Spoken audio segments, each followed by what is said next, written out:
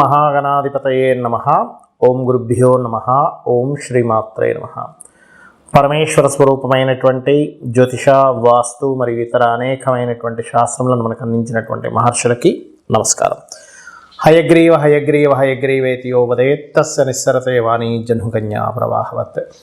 అరుణాం కరుణాతరంగితాక్షీం ధృతపాశాంకుశపుష్పబాణచాపాం అనిమాదిభిరావృతాం మయూకైః అహమిత్యేవ విభావయే భవానీం. శ్రీమాత్రే నమః.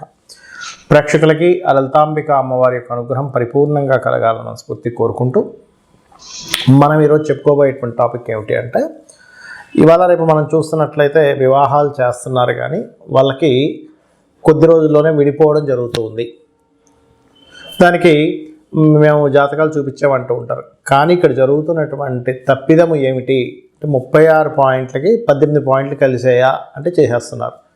అలా కాకుండా 18 పాయింట్లు దాటిన తర్వాత ఉండేటువంటి ఆ వర్ణకూట ఏవైతే కూటమి ఉందో అది చూసుకుంటూ, దాంతోపాటు ప్రతి లగ్నము వారికి మనకి మేషం నుంచి మీనం వరకు ఉండేటువంటి 12 లగ్నాల వారికి అసలు ఏ ఏ విషయాలు పరిపూర్ణంగా చూసుకోవాలి, ఎక్కడ మనం ఫెయిల్యూర్ అవుతున్నాము, ఏ విషయాలు చూసుకుంటే భార్యాభర్తలు చక్కగా కలిసి ఉంటారు అనేటువంటి విషయాలు ఇప్పుడు మనం 12 లగ్నాలకి తెలుసుకుందాం. అదేవిధంగా ఈ విషయాలు చెప్తుంది నేనైనప్పటికీ కూడా చెప్పిస్తుంది సాక్షాత్ లలిత అమ్మవారిగా భావిస్తూ ముందుకు వెళ్దాం. కుంభలగ్నము, కుంభరాశి. మకర లగ్నానికి ఎలా అయితే శనో, కుంభలగ్నానికి కూడా శని. అయితే ఇక్కడ మకర లగ్నానికి కుంభలగ్నానికి ఉండేటువంటి వేరియేషన్స్ ఏమిటి అంటే, కుంభం వారికి సప్తమాధిపతి రవి అవుతాడు, మకరం వారికి చంద్రుడు అవుతాడు. రవి ఉండే తత్వం ఏంటంటే స్ట్రైట్ ఫార్వర్డ్ నేచర్గా ఉండడం. అంటే వీళ్ళకి వచ్చేటువంటి పర్సన్స్ కూడా కొంచెం ముక్కుసూటుగా ఉండేటువంటి లక్షణం గల వాళ్ళు, కొంచెం టైమింగ్ మెయింటైన్ చేస్తారు, ఇట్లాంటి వాళ్ళే వస్తారు. ఆ సప్తమాధిపతి పాడైతే ఆ లక్షణాలు పోతాయి. కానీ కామన్గా అయితే గవర్నమెంట్ రిలేటెడ్, మెడికల్ రిలేటెడ్, కొంచెం రాజకీయ సంబంధించిన టచ్ ఉండడము, లేనట్లయితే కొంతమంది సీరియస్గా ఉంటూ ఉంటారు, వాళ్ళ తత్వం అలా ఉండడం జరుగుతూ ఉంటుంది. అయితే కుంభలగ్నం వారికి ఇక్కడ మీరు ప్రధానంగా మీది కుంభలగ్నమైనా, మీరు చేసుకోబోయే అమ్మాయిది లేదా అబ్బాయిది కుంభలగ్నమైనా మీరు తీసుకోవాల్సిన ప్రధాన జాగ్రత్తలు ఏంటంటే, మీ నక్షత్రం ఏదైందో అవతల వారి నక్షత్రానికి నక్షత్రాధిపతులు కలిస్తే మనసులు కలుస్తాయి, అది ప్రధానంగా తీసుకోవాలి. దాంతోపాటు ఇంకా కుజ శుక్రులు యొక్క కలయిక, లేనట్లయితే బుద్ధికారకుడు బుధుడు, ఆత్మకారకుడు రవి, కాలానికి మోక్షానికి కారకుడైన రాహుకేతువులు, జీవకారకుడైన గురువు, కర్మకారకుడైన శనిని కూడా ఎంతవరకు కలిసిందో చెక్ చేసుకోవాలి, ఓన్లీ పాయింట్సే కాకుండా. అయితే ఇక్కడ మీరు శని యొక్క స్థితిని, రవి యొక్క స్థితిని ప్రధానంగా తీసుకోవాలి. లగ్న సప్తమాధిపతులు అవుతారు. రవి గనక పాడయ్యాడు, అనవసరమైన ఈగో క్లాషెస్, అవతల వాళ్ళు చాలా ఈగోతో ఉంటారు మీ జీవిత భాగస్వామి. కుంభలగ్నం వారి కనుక రవి పాడైతే అలా కాదండి, శని మాత్రం పాడయ్యాడంటే ఈగో క్లాషెస్గా ఉంటారు. కానీ ఆఫ్టర్ మ్యారేజ్ తర్వాత ఏదో కారణం చేత ఇద్దరి మధ్యని కొన్ని లాంగ్ అంటే ఒక్కోసారి చూడండి, మనం ఎప్పుడో అయిపోద్ది సంఘటన, దాన్ని తీసుకొచ్చి ముందుని పెట్టి గొడవ అవుతూ ఉంటుంది. ఇది ప్రధానంగా చూసుకోవాలి. అయితే కుంభలగ్నం వారికి కుటుంబాధిపతి గురువు అవుతాడు కాబట్టి ఇక్కడ ఫైనాన్షియల్గా గురువు బాగున్నాడంటే ఫైనాన్షియల్గా మంచి గ్రోత్ ఉంటుంది.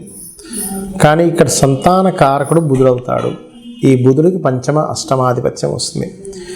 మీరు ఒకవేళ మీది కుంభలగ్నమైనా అవతల వారిది కుంభలగ్నమైనా మీరు బుధ గ్రహాన్ని పరిశీలన చేయాలి. ఎందుకంటే ఇది సంతానాన్ని చూపిస్తుంది. ఈ సంతానానికి మీకుండే రిలేషన్షిప్, అదేవిధంగా సంతానం కలిగినప్పటి నుంచి ఎట్లా ఉంటుంది, సంతాన విషయంలో మీరు ఇబ్బంది పడతారు. ఎందుకంటే ఈ పంచమం అంటే కేవలం సంతానం ఒకటే కాకుండా ఫ్రెండ్స్ కూడా అందులోకే వస్తారు.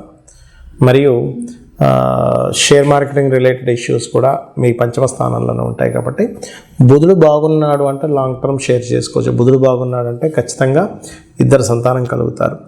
బుధుడు బాగున్నాడంటే ఫ్రెండ్స్ ద్వారా ఇబ్బంది అనేటువంటిది ఏమీ రాదు. అయితే మీరు మీకు గనక వివాహ జీవితం బాగుండాలి అంటే నవగ్రహాల్లో శనికేతు గ్రహాల దగ్గర దీపారాధన చేయండి, సూర్య నమస్కారాలు చేయండి. ఒకవేళ మీకు సంబంధాలు కుదరట్లేదు అనుకుంటే ఖచ్చితంగా బాగుంటుంది.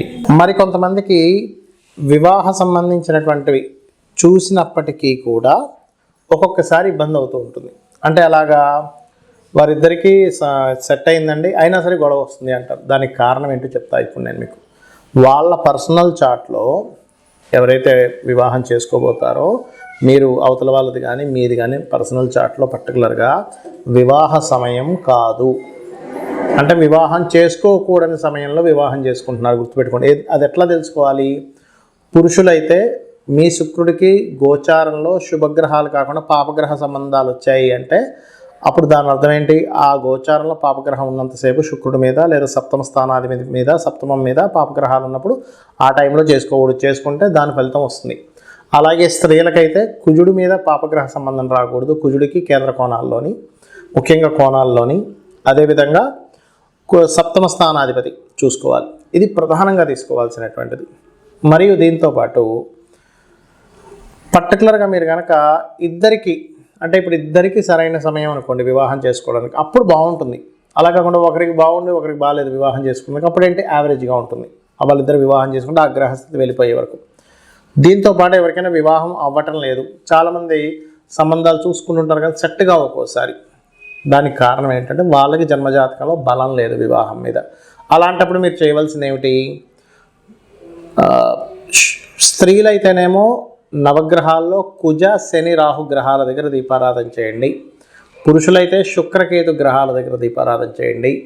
గోవులకి గ్రాసము తీపి చపాతీలు పెట్టండి పురుషులైతే. స్త్రీలైతే గోవులకి, దేశీవాలి గోవుకి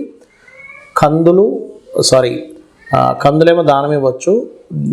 గోవులకు పెట్టేటువంటిది ముఖ్యంగా క్యారెట్స్, బెల్లము తినిపించండి గోవులకి. దీంతోపాటు వివాహం అవ్వట్లేదు అనుకునేటువంటి వారు ఓం కామేశబద్ధ మాంగళ్య సూత్రశోభిత కందరాయై నమః.